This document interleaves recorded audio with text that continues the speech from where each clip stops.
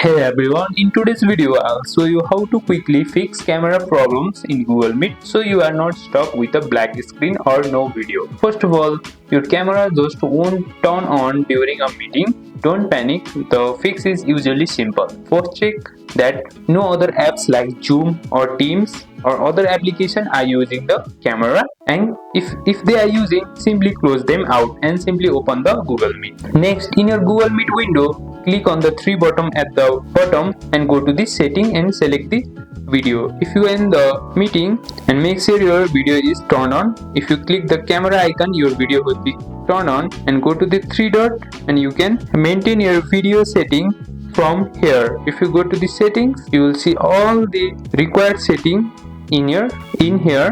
And finally, if the image is blurry or dark, just clean your camera lens and set it in good lighting. Trust me, it makes a big difference.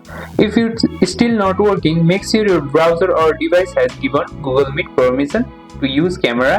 You can usually find this in your browser privacy or site settings. If you are using in laptop, you can check that. But you are using Android or Apple iPhone, make sure the permission of the camera is allowed, as you can see here.